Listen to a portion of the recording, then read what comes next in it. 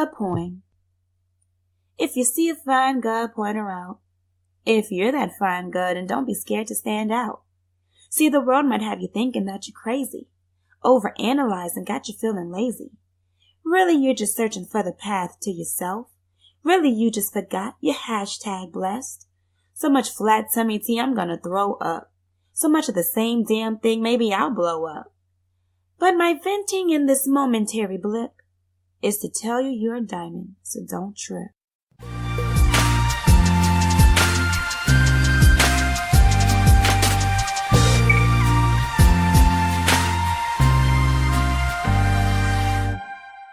Hey everybody, welcome to my podcast, Say It With Your Breast.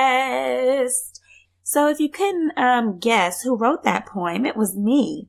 And I wrote it just because I have random thoughts sometimes and random words that pop into my mind, which is why I'm a writer as well as why I created a podcast. Because, I just get inspired. But I had to write that poem because I was so bored on Instagram one day and a bunch of stuff in my feed was the same stuff. So I wrote a poem about it. And if you're that person who also is a little tired of the same, you're in the right place because the young women in this podcast are trailblazers and innovators. And we're out here trying to do something that maybe has never been done before, maybe never really been done quite the way we want to do it. So I encourage you to be yourself. I encourage you to be different if you need to be different and be unapologetically yourself. Yeah, be unapologetically yourself. I like that. So let's get into it.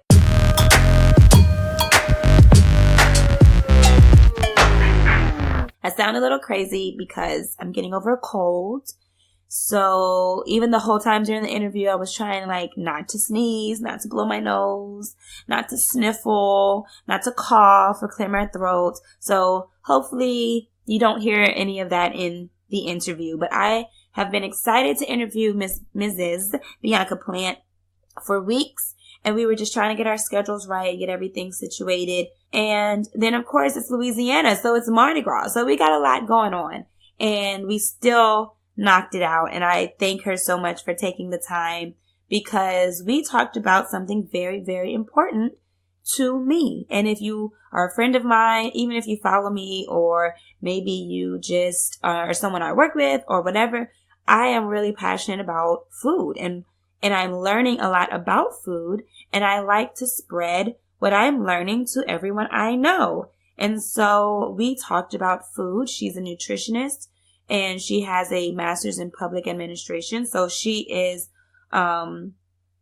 very knowledgeable, very studied, and I really, really am excited for you all to hear this episode. And I hope that, whatever stage in your life you are in, you decide to prioritize your inner health, not just our outer beauty, but seriously prioritize our inner health because we don't do it enough, I don't think, in our generation and generations younger than us.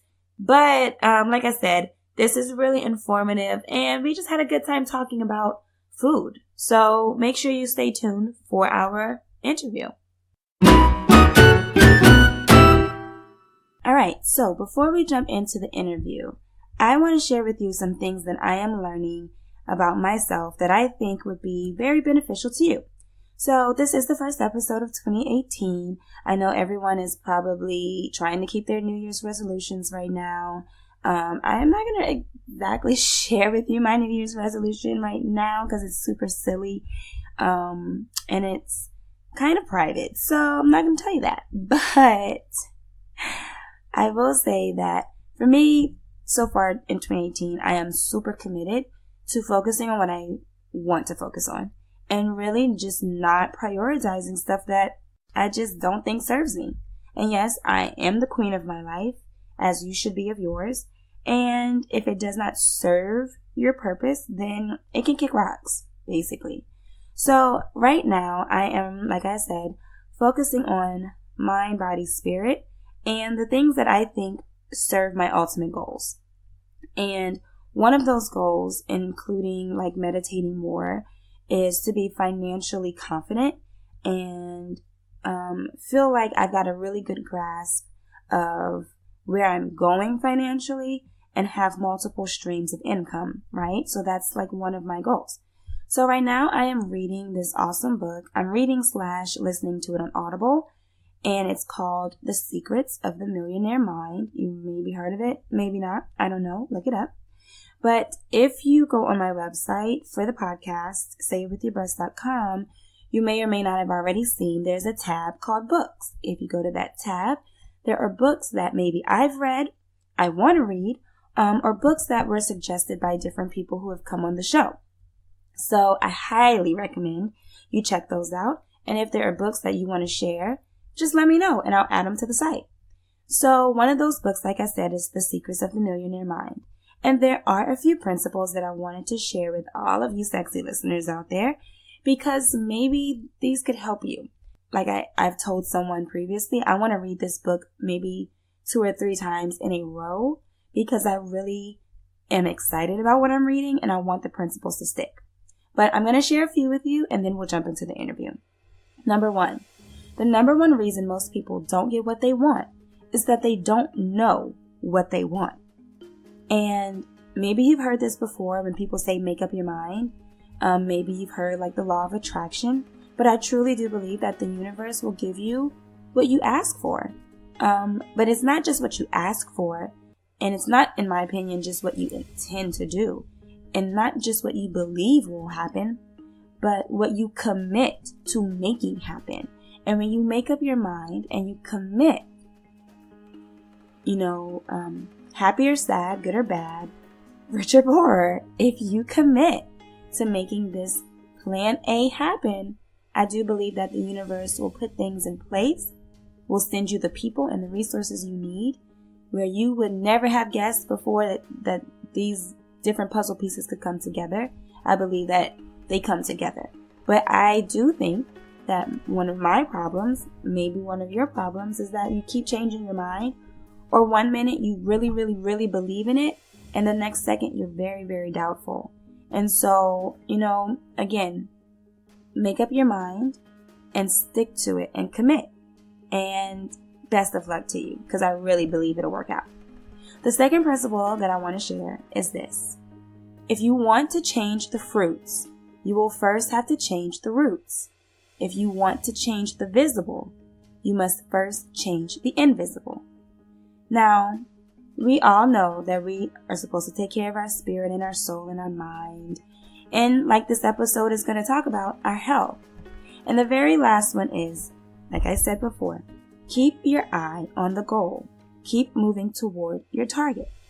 And again, if you don't know what you want, you have no idea where you're going.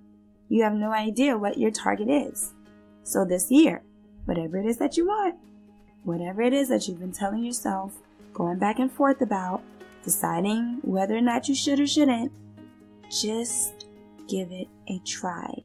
Give it a try.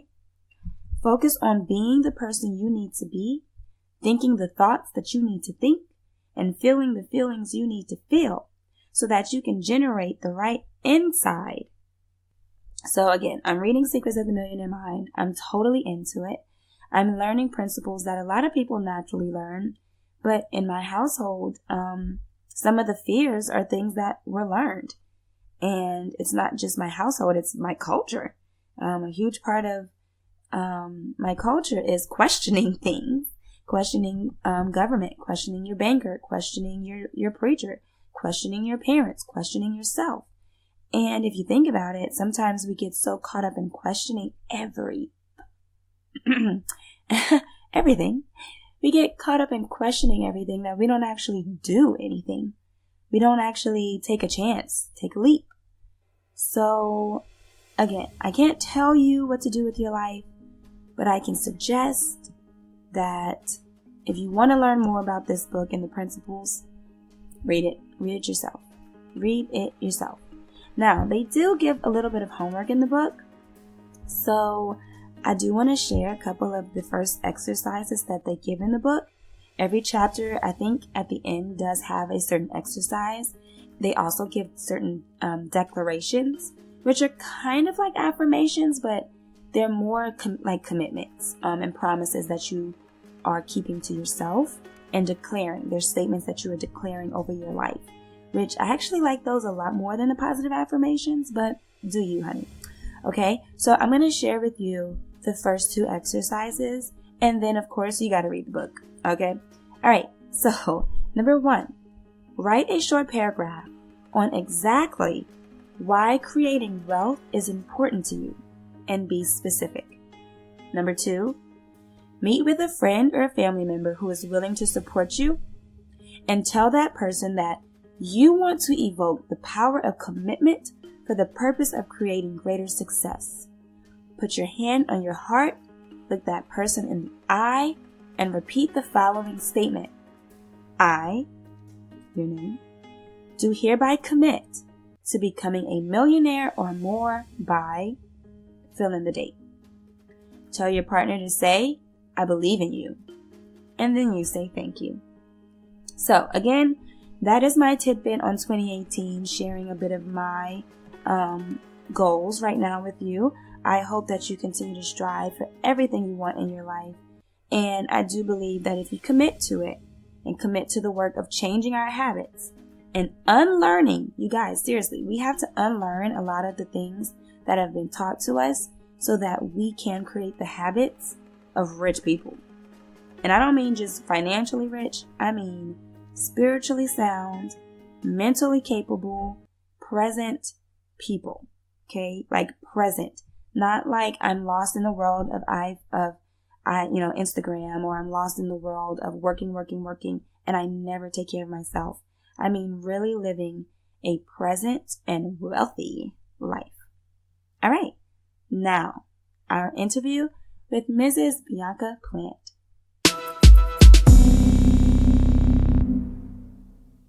All right, awesome. So, everybody, I have Miss Bianca Plant, Mrs. Bianca Plant, excuse me, for our next episode. And you are an MPA. So can you tell everybody what that is? Well, I basically got my master's in public administration from Southern University in Baton Rouge, and I have a concentration in healthcare.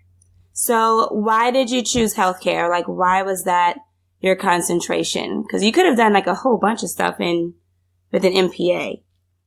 Right. Well, I first got my bachelor's in nutrition, and usually whenever you get your bachelor's in nutrition, you go on to get your license as a registered dietitian, but I didn't go that route.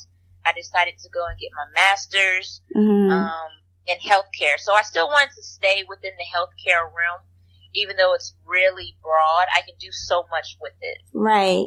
So I love your blog, by the way. It's so first of all, I don't know how you come up with this many recipes. You know how, you're weekly eating, you're trying to mix it up because you don't want to cook the same stuff. Right. And I'm always on some kind of food app or something trying to find different ideas so I don't eat the same stuff over and over again. How do you come up with all of the different recipes and even the ideas for the recipes? Well, I'm a huge foodie. I love going to restaurants. I love trying new food. And a lot of what I blog about are things that I like. And there might be things that other people will like. And I try to focus on a clean eating lifestyle. Whether it be strictly a plant-based diet, whether it still be, there are some people that still want to eat their meat, but maybe I'll cut down on the salt content, or I'll cut down on the carb content. So I still try to focus on clean eating, but to kind of make sure I reach out to everyone and, whatever their lifestyle is. I don't want to just tailor it to one person and then I leave out someone else that may eat meat. So I try to tailor it to different kind of eating habits. Yeah. Because I was wondering, I saw that on your blog, you do mix it up. You have some dishes that are completely vegetarian or vegan, or And then you have others where it's like, especially like the Thanksgiving ones, I was like, oh, those look so good. Like different meat. Cause I know that was one of the things I don't know. I'm also very into health and I'm just curious about it. Like it's interesting to me. And when my mom, they told her she needed to like watch her eating and her sugar intake. I went research like a whole bunch of different styles of eating, like paleo and, completely no meat, or like watching these different documentaries and things like that. And I watched, oh my God, what was it called? What the Health? Yes. Oh my God. Like if y'all haven't seen What the Health yet, like, okay, first of all, I don't want to scare you, but it definitely makes you think. You know what I'm saying? Like it really makes you think about what you're eating and what it can do to your body. I mean, do you keep watching those types of things too? Or at a certain point, is it just like, okay, I've heard it all? I do watch the documentaries. I have actually watched that one. I will say it's somewhat biased, just because the people that made them, they are vegan and vegetarian. But you know, there are different alternatives to meat, and there are different alternatives to what type of meat you buy. So, you know, there are grass-fed beef and grass-fed poultry. Yeah. But when you start to get into the other meats that have just been, you don't know how it's been processed, then, you know, that's when it starts to get, you know, a little sketchy. Like, what exactly am I eating? What are they feeding these animals? Are they giving them antibiotics? You know, so you have to kind of look at what you're eating. And that's why I tell people, you know, read the labels, try to get grass fed, try to, you know, steer around to a plant-based diet, try to look at organics, you know, because there is a difference in that. Yeah. And I'm noticing a lot now, even in like Walmart, Target, because a lot of times before you couldn't find anything that was like gluten-free or probiotic, I mean not probiotic, or no added hormones or no preservative. Like you couldn't find that stuff in the general Walmart aisle. Whereas now, even in neighborhoods that you don't necessarily think there are a lot of people who might be interested in that type of eating, the Walmarts in that area are stocked with like really healthy options, even your meats, like cleaner and healthier meats. Because I know after seeing that documentary, I was like, I'm reading every label. I'm like, if I have to go to Whole Foods, I'm going to go to Whole Foods. Otherwise, I'm just not going to eat it. You know what I mean? Like I really looked at meat, especially I looked at it differently. So I mean, like you said, I think it's important to read the labels and just kind of try to stay away from the nasty stuff that they add, because I think that is where we get in trouble, is when they start adding stuff to what's already natural. You know what I'm saying? Like that's kind of like, why do you need to have a chicken leg the size of a turkey leg? That's not natural. Exactly. It's not. That's not natural. So tell me, well, I guess tell everybody this, like where you're from and how you decided to start eating God's way. So I'm originally from Lafayette, Louisiana. Cajun country, love to eat. Aye. And yes, we love to eat any and everything. Right, every part of the animal. Exactly. So, you know, as I started getting older, I'm like, you know, I really want to concentrate on food, but I want to make it a little healthier. And, you know, people are just now getting into that healthy kick.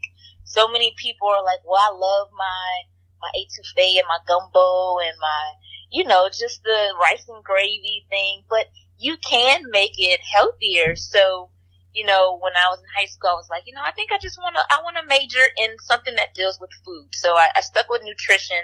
I'm still sticking with it. Mm-hmm. And that's when actually recently I started blogging about, food. I actually have a few, Louisiana dishes on there that are just a little bit healthier. That doesn't have all the extra fat, Yeah. cholesterol, carbs, all the things that make us kind of sick. Right. Because it's okay to eat, other things in moderation, but sometimes we kind of overdo it. Mm-hmm. Right. And then we wait until the doctor is like, hey, you're about to die. You should probably, you should probably lay off of the trash for us to realize, oh, you're right. We have not been eating that great. And I mean, like, the options that you have are so easy. Like, these are really easy substitutes, that still taste damn near the same. You know what I mean? Or like just as good. And that's kind of what I'll do sometimes. It's like I'll trick people and I'll cook something healthy. Like, instead of using cow milk, I'll just use like a rice milk or an almond milk or a coconut milk. And they have no idea. There's no difference. Exactly. I might even use like a cheese substitute, or I might use like, now I don't really do brown rice as much because I'm already slim. So I'm trying to get some of my carbs from somewhere. But like, I love sweet potatoes or, even white potatoes because I'm still trying to like get my summer body. You know what I'm saying? So like, I'm trying to balance eating healthy and also just eating a lot. So I can try to build up a little bit, but like I'll just substitute certain things, even like lower sodium seasoning mixes instead of the normal seasoning mix. And people don't know no difference. They don't know. Like, they really don't. So it's like, so much better for you.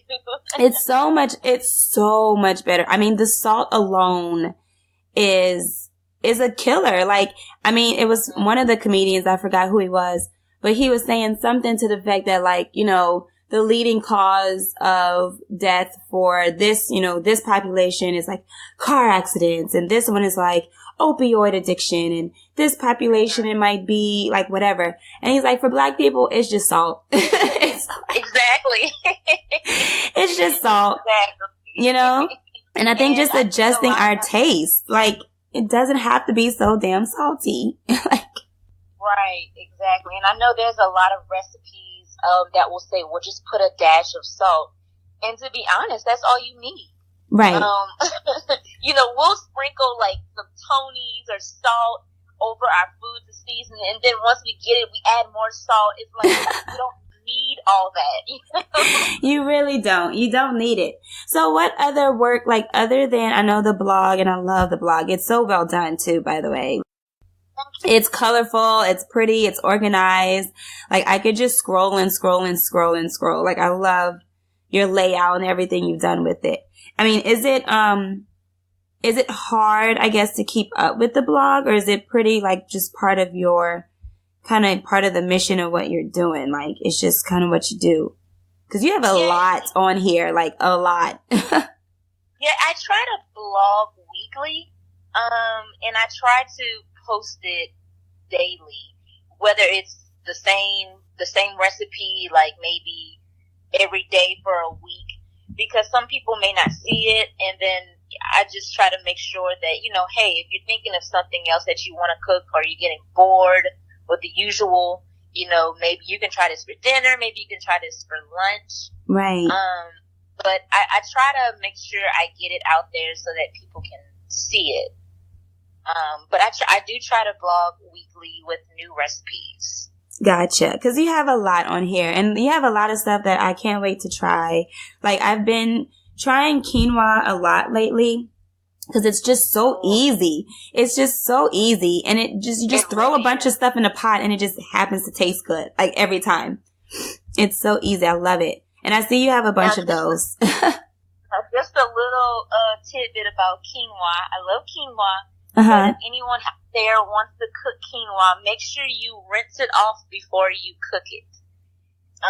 Rinse it before you cook it, because there is like a natural like sticky material that's on quinoa that can actually mess up the lining of your stomach. Oh wow! So you want to make sure that you rinse it off before you cook it. But it definitely is a great alternative to rice if you want to eat it. I have a warm quinoa salad on here. You can eat it instead of oatmeal. A lot of people have issues with the texture of oatmeal. Yeah. So, that's just a quick little tidbit about quinoa. Ah, good to know. Are most vegetables like that, or not vegetables, but like grains like that where you need to rinse them like really, really well before cooking them? It's mainly quinoa. I know sometimes, like when you cook rice, on the directions it says to rinse the rice. Uh-huh. Do not rinse your rice, guys. Do not. Really? So are you rinsing all the good stuff off? Yeah, you're rinsing all the added, like maybe folate or different vitamins they may have added into the rice. So you don't want to rinse your rice. Oh my God. I've been rinsing all of my good nutrients out of my rice. Yes. Dang. Okay, well, y'all heard that. I'm so like, I can't believe that. But you know what? That does make sense. But like, I guess we're so used to seeing well, for me, I'm so used to seeing my mom do it. I'm gonna have to let her know, like, don't rinse your rice. Yes, I think for traditional things, we usually just rinse our rice or do certain things that's been passed down to us. But, your rice has the nutrients that you need in it. So, gotcha. Or sometimes they'll add it into it. So you don't want to rinse your rice. Gotcha. Okay. And what about like any superfoods? Like, what do you think about all these superfoods that, they're like, you have to have, I don't know what it is, like Monglier. I know my mom is big on Monglier, so I let her do her thing. But like, are there any particular superfoods that you do suggest? Like, no, those really are full of everything you could possibly want type foods? Definitely kale. Okay. That is starting to be a little popular now with salads. I know a lot of people are like, well, I don't like kale. Don't they use kale to like decorate certain little maybe you can find kale like in the bottom of like sandwich trays. Oh. So you can actually eat kale. It has so much nutrients that you need for your body. Blueberries. Delish. Salmon. Delish. Broccoli. Just like your green vegetables, avocados. Those are like your superfoods that you want to have in your diet. So like your green vegetables have like your vitamins, all your vitamins that you need. Of course, if you are trying to get off meat, your nuts have your protein. Quinoa has your protein. Salmon, that is a good alternative to meat. It has a lot of your omega-3s that you need for your body, which is the healthy fats that you need. So those right there are your healthy superfoods. Blueberries, I would say blueberries over grapes. I know a lot of people love grapes because they're so sweet. Yeah. But they have a lot of natural sugars that we don't necessarily need all the time. So blueberries are a great alternative. Gotcha. Grapes are extremely sweet. I'd rather just go ahead and have a glass of wine. Exactly. Like, what I mean? I'm just saying, like, they're down there the same price at this point in the stores, so you might as well just, right? Like a glass a day, isn't that what they say? I don't know. Heart health. Red wine. And y'all can tell I'm already sick. I sound horrible. And I'm over here just dreaming about wine. Such a shame. Okay, and speaking of healthy fats, okay, so I definitely love avocado. I love avocado in a taco, on a sandwich, by itself, in a salad, like, in a smoothie. I love avocado. And what do you say? Okay, I know there's like this, battle between the good fat, the bad fat. What exactly is the bad fat so people can stay away from that? Because I hate when people are like, oh, I'm going on a like fat-free diet. And I'm like, why? Your body, aren't you supposed to like, your heart needs some fat, right? So like, what do you say about that? Like, where should people stay away from and what should they be okay with? So your bad fats are your saturated fats. And that's why I always tell people to please read the labels. It'll tell you if it has saturated fats or unsaturated fats. So saturated is definitely your bad fats like whole milk, butter, cheese, sour cream, your fatty cuts of meat like beef and pork. Those are your bad fats. Now, it's okay to have good fats. Your body needs good fats. And it needs it, especially for your heart health.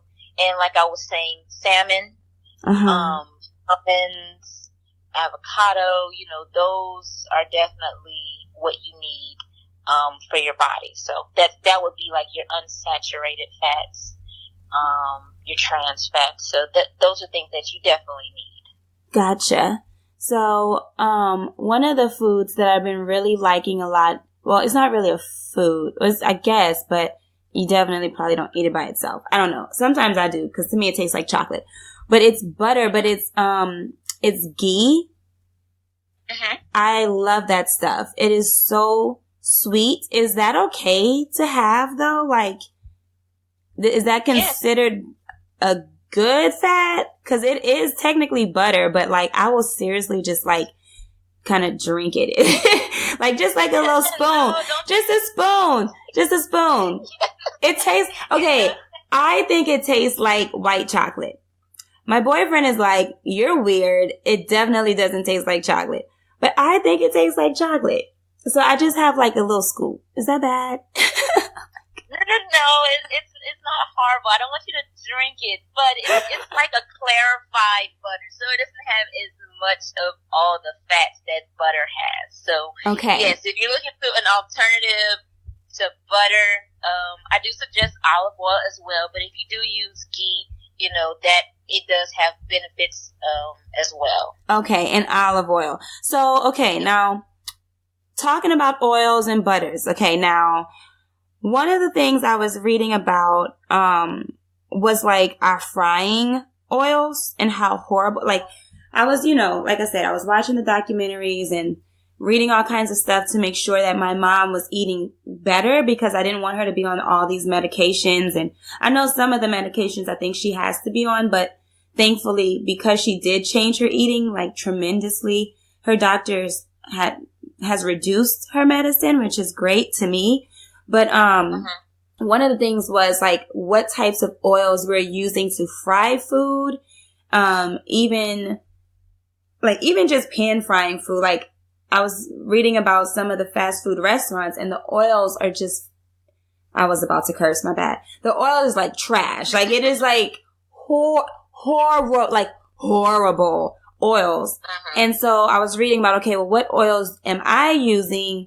Cause you see canola like all over the grocery store. And then you have like this teeny tiny section for olive oil and grapeseed oil and avocado oil and sunflower oil. Like, do you have a recommendation for, when it comes to frying food? Like not just like, your pan cooking and stuff, but is there like a healthy way to fry or regardless, you're like killing the nutrients in your food?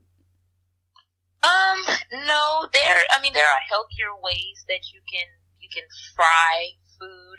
Of course, there is an air fryer now that you can buy. I don't even think it uses oil at all. No, I need to use it more. Yeah, so that's a good way. Also, you can I guess bake it and give it like a little crunch as well. But I would say the best oils that are like very low in saturated fat would be your olive oil, canola oil, avocado oil, grapeseed oil. So when you see those in the store and they may cost a little more, it's because they're probably a little more healthier for you. Right. So those are like the main oils that I would recommend.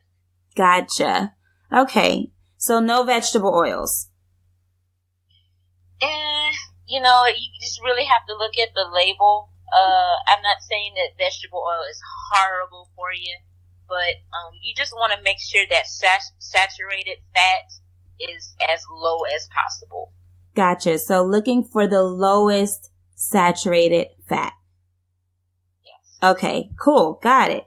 Okay, now my next question is going to be about bread. Okay, so I'm going to tell you and whoever's listening, funny story. So I took it, I love to sing. Everybody knows I love to sing. And before performing, I would notice that like, I might get congested or there's like a grittiness. I just don't feel like, I have full access to my voice. So I'm trying to like study, like, what am I eating? Is what I'm eating affecting my singing, my breathing, all of that good stuff. I came to the conclusion that I was going to not do dairy because I read that that was really not good for singers.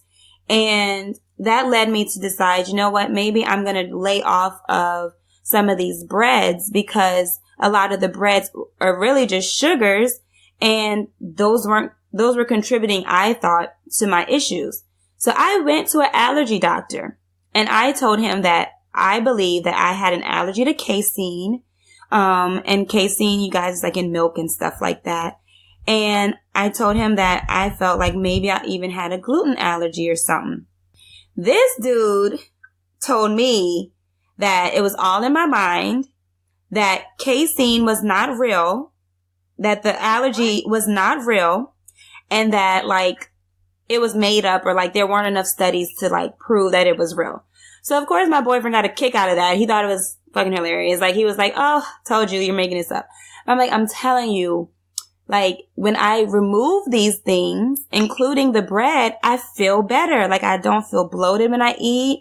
My stomach's not like bigger than it's supposed to be. And so, okay. So first of all, are these allergies real? In your opinion. Okay. In your opinion. And then second, when it comes to bread, are we truly gluten allergic or is this bread just bad bread?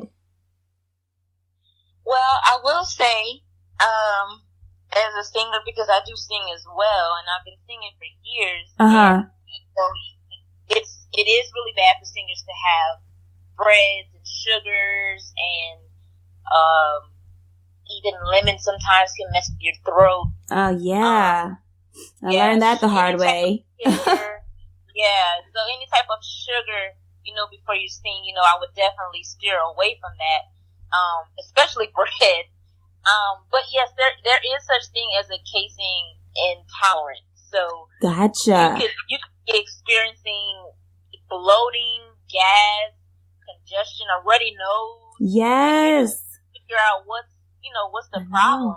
But it could be the bread. You could have a gluten allergy, so, you may definitely want to go to a different allergist. Girl. To get tested. Listen, I told myself, I know that I'm right. So I was like, forget him. I'm going to take care of this myself since he don't know what he's talking about.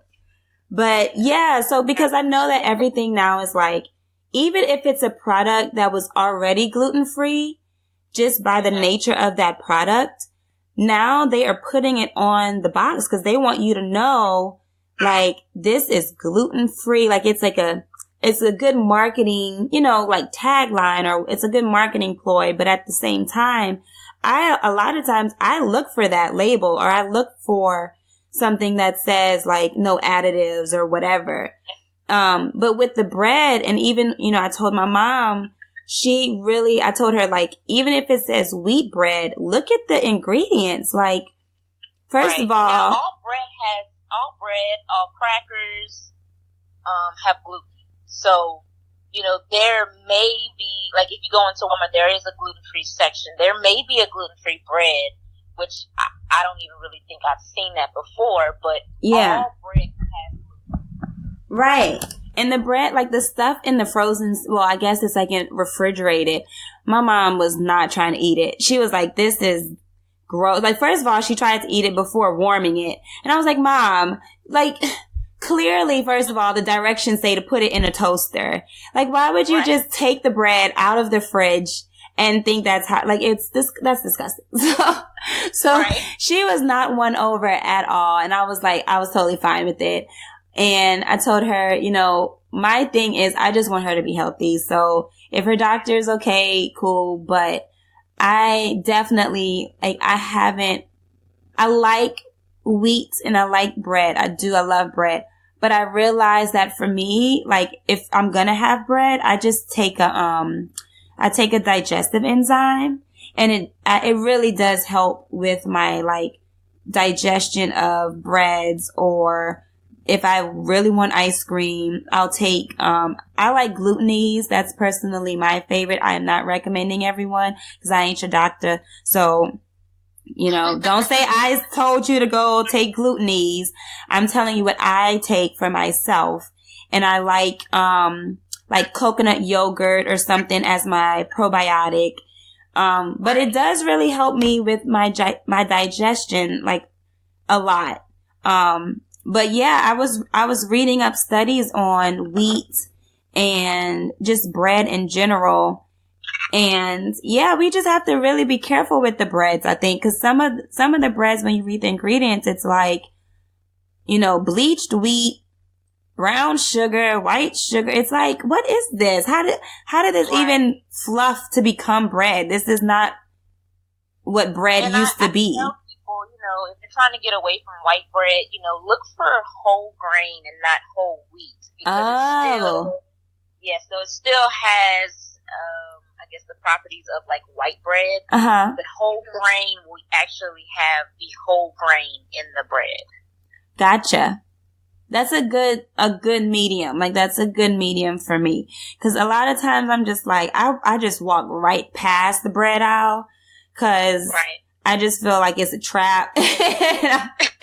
And I'm going to end up buying a bunch of bagels and stuff that's just going to make my stomach bloated. And I'm just not going to even look at that. And even when I go to Subway, when they're like, so what kind of bread you want? I'm like, what does it matter? These are all the same. Like, just give me some bread. No, I think Subway has wraps now. Yeah, see, I haven't tried the wraps. I'm gonna have to try. Lighter than bread. Yeah, I'm gonna have to try the wraps because I'm just like, dude, just give me bread. It doesn't matter. But anyway, so congratulations though to you and everything you're doing. I noticed you posted on your Instagram that you were one of the featured guests for it's an oncology event. Can you talk about that and like what you did? So, usually along with my food blogs, I try to do like food demonstrations just so people can actually taste the healthy food, because a lot of times they're like, well, I don't like how it looks, but if you taste it, you might actually like it. So I actually did a food demonstration for the Malpret Cancer Center and the Oncologic Center in Lafayette. And they had a group of cancer survivors. Oh, wow. And we just basically talked about the importance of having a plant-based diet as just a regular person, or if you've had cancer before, treatment after cancer, how it's important to have that plant-based diet, because, vegetables and fruit, they're really great for your cells, for your body, to keep you healthy. A lot of people will eat the meat, but that's not exactly the healthiest. So a lot of what I did to demo for them were all plant-based. I did a avocado and black bean pita with a warm quinoa salad, a kale salad, and also a sweet potato dip. So everything was meat-free. Everybody loved it, and it was tasty. So, we can make vegetarian foods taste good. Right. I know there's a lady out here. There's a lot of different places. I'm in New Orleans, and, there's a lot of places that offer vegetarian options, or the whole restaurant is just meat free, and it's delicious. It is absolutely delicious. And it actually makes you feel like you've eaten food. You know what I mean? Like, versus sometimes I think we eat, but good and damn well, you really don't feel, first of all, you don't feel like you've gotten any energy from what you ate. If anything, you feel tired, or, you don't feel like you have enough fuel to get you through. So I think that, how we eat, especially the fact that you're spreading your knowledge, to those who it means a lot. Like the fuel that you put into your body, it is literally fuel for your cells to regenerate and to help you bounce back from some of the stress in our lives. You know what I mean? Right. And I'll tell people that, something that I'll eat may digest well for me, but, it may not digest well for you. It's all about how your body, ingest anything. Like I may be able to ingest quinoa really good. I might be able to digest it well and my body absorbs it, but it may not work for somebody else. So It's all about how your body takes in the food that you eat. Right. And what do you say, like, to encourage people who they're trying to lose weight and it's just not happening for them? They really want to maybe change the way they're eating, and it's just really, really hard for them to get the motivation to go to the store, or maybe they don't even know what to purchase. What do you say to help motivate those people? Because I know a lot of those people, and it's really hard for me because I'm a thinner person by nature, and I also just love healthy food. So for me, it's a little easier to want to go and get those things. And sometimes people who are struggling with, losing weight or making those goals for themselves, they don't want to hear from those skinny heifer. They don't want to hear from you. You know what I'm saying? Like, they don't. And I'm very sensitive to that. Like, I'm not going to force my eating habits on you as much as I want to, because I don't want to hurt your feelings or make you feel like I'm telling you you're fat. I'm really just trying to show you that it's possible to eat this way and you actually like it.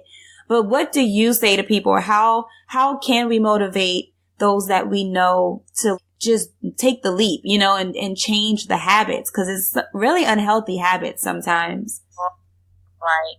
And we're so used to eating a certain way because we've done it for years, and my mom fed me this, and this is how we're going to eat type of thing. But my motto on my website is, it's not a diet, it's a lifestyle. Yeah. And a lot of people love to diet, which diets are fads. They don't last. So, I always try to tell people, make it a lifestyle.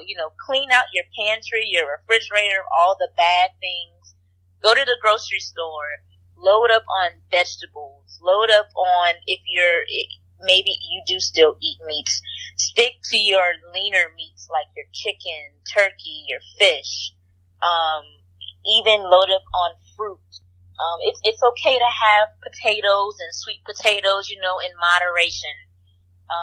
Get your grains, your whole grains. If you feel like you have to eat bread and rice, there's whole grain bread, there's brown rice, there's quinoa, there's oatmeal, so there are some healthy alternatives, that you just have to stock and be prepared with in your kitchen, because if you're not prepared, then you're just going to eat whatever is in your kitchen. You're going to be like, well, I don't have any groceries, so I'm just going to get some fast food type of thing. So I always tell people that if you're trying to change your habits, you have to prepare yourself to change those habits.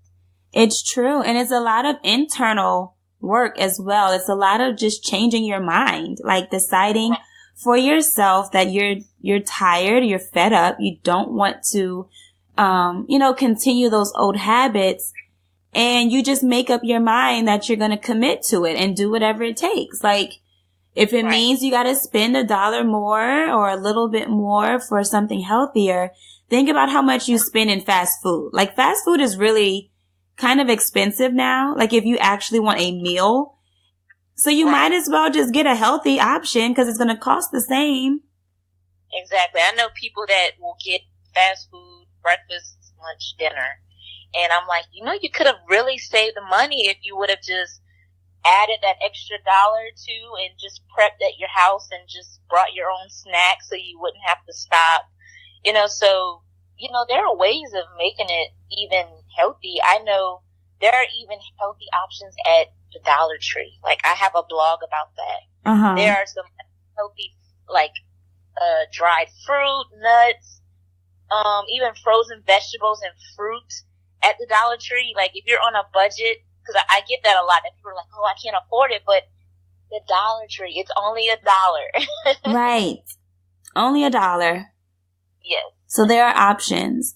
And I think another important piece of it is, having people around you that are okay telling you, yo, that doesn't fit with you told me your goal was, your goal was to stop eating white bread. Why are you eating that sandwich? Like, I feel like you need those people around you to keep it real, Right. And even if maybe they're not eating healthy, at least let your friends and your family know that, hey, I'm doing this. I'm trying to change my habits. I'm trying to eat better. And if you let them know, like, what you're doing, then they'll encourage you, and then maybe they'll start to eat a little healthier. So it trickles down. Right. It does. It really does. It trickles down, and it's hard to make the change, but once you change, like, it really is worth keeping. It's totally worth keeping up with, because you feel so much better. And I also think for like women and young women, it's important to know that we focus a lot on our external beauty and how our hair is and our skin and our nails, and all of that stuff is affected by your food. So if you want your skin to clear up, you can't eat a whole bunch of sugar and salt. You want your hair to grow nice and silky. There are foods that actually will help your hair grow nice and silky. You know what I mean? Like, exactly. Yes. I tell that to people all the time. I have a lot of people that will just inbox me, well, what can I do for my hair, my skin, or, I'm like, well, what are you eating? That is the first question I ask, because grease from fried food, from candy, and, I see people posting their food on Facebook, their little plate lunches and everything. And I'm like, well, you told me you were feeling bad and you were talking about your skin, but what are you eating? Really, like, be honest with me. It's okay. Sometimes we'll slip up and eat whatever, but, when you trace back and you look at what you've been eating, then you'd be like, oh, well, I did eat that piece of fried fish yesterday. Maybe that's why my skin is flaring up like this. Right. Right. I mean, I realized I've always kind of had, well, no, I haven't always had, but in middle school, I noticed that I started having like skin flare-ups. And I'm like, what is going on? Like, I've never had this before. And, my mom used to do my hair, and she would use Sulfur 8, of course. So maybe I had dandruff for things and I didn't know. I don't know. But I noticed that in middle school, I started, really solely doing my hair myself. And I'm like, man, this is so weird. And when I cut soy milk, now I'm not, again, everybody, you do you. But I know for me, when I cut soy milk, the flare-ups, like, went completely down. Like, maybe like once every 2 or 3 months. And that's if the weather changes suddenly, then my skin will start to kind of act up. But it's not as bad. It's nowhere near where it was before. And so that, for me, I was like, okay, I'm going to try to stay away from soy, because maybe from what I'm reading and what I'm noticing for me, it's messing. My skin is literally like flaring up. Like, this is not okay. So I know that going to the doctor is also important. And I do, people, if you need to go to the doctor, go to the doctor. And I went to a dermatologist as well. But I'm just saying, one of the things that helped was changing my soy. So, Right. It's sometimes you have to cut out food to kind of see where your flare-ups are. And I always tell people, maybe the first thing that you want to cut is dairy. Like, dairy, cheese, milk, ice cream, all that sounds good, but it's not actually good for your digestion. I know, my favorite thing. It's so good. I know. I can't do it. I drink coconut milk, because I feel like I still have to have that, like, taste of it. But right. In cutting out like dairy and meat, those are like the first things I tell people. That, and even gluten. Some people just may not know that they are gluten intolerant. So, those things that you may need to cut out for a little while and kind of see how your body reacts. Right. And see for yourself, because you really are an expert on your body if you take the time, I think, to pay attention to it, to really pay attention. But yeah, so one of the things I saw also that you posted was that you're doing some mentoring and some motivational speaking, and one of the groups that you spoke to was the UL women's basketball team. Is that something that you're going to be, or that you want to do more of, coming up this year? Yeah, I definitely want to, just from being an alumna of UL, and my mom teaches at UL also. A lot of young women just need mentors that look like them and, can tell them, hey, you can do it. You can keep going. You don't have to settle for less. You can definitely, make goals. That was one question that I asked them. I was like, whether it's a weekly goal, a daily goal, a monthly goal, or something for the year of 2018, what is your goal? And be specific with it. Don't just say, oh, I'm going to make better grades. Well, are you going to study maybe an hour extra? Right. So it was just all about, showing them that it's okay to, lead by example and to actually have goals for yourself. Right. So what's yours, ma'am? My goal is to actually get into school this year and to hopefully get my license. That is something that I'm really working on, to actually become a licensed nutritionist. I am just a regular nutritionist right now, but right. Of course there is more that goes into it, where you have to do rotations within a hospital. Oh, wow. Sort of like a residency, and then you have to sit for the state test. So I am preparing for that. Wow. That's going to be awesome, though. Like, is it a long program? Is something that takes a lot of time? It's about a year long. So that's not bad. It won't be not too bad. And I'm going to try to get my master's, another master's at the same time. So I'm just like a professional student. I love school. I love learning. Yes. That's awesome, though. Like, you definitely, like I said, I love your blog. I'm going to be trying a bunch of your recipes. Like, as we're talking, I'm scrolling through a bunch of them that I want to save and come back to. I really want to try this watermelon cucumber salad. They had like some kind of like pumpkin muffin that you had like cranberries on it or something. Looks delicious. Like, I can't wait to try that. I don't know what this other fruit is. What is this? Oh, passion fruit. Okay. It looks a little alien to me. I know. But it's good. It's really good. I always tell people to try new things. There's dragon fruit, there's jackfruit, passion fruit. Just try it. You might like it. I'm definitely gonna try it. And these pictures look delicious. So, oh man, I'm losing focus looking at all this food. But I really do appreciate it. And before we go, can you share like your mantra? Like, what keeps you motivated, inspired, encouraged? Well, I guess I would say, really invest in your surroundings wherever you are. There was a time, well, even for any woman or anybody, you get kind of discouraged because you're like, oh, well, maybe I should have done this, or maybe I made this mistake and I could have been in this area of my life. But, situations and experiences bring you, to different places in your life where you just have to learn from them. And so if you invest in what you're doing right now, it'll pay off in the long run.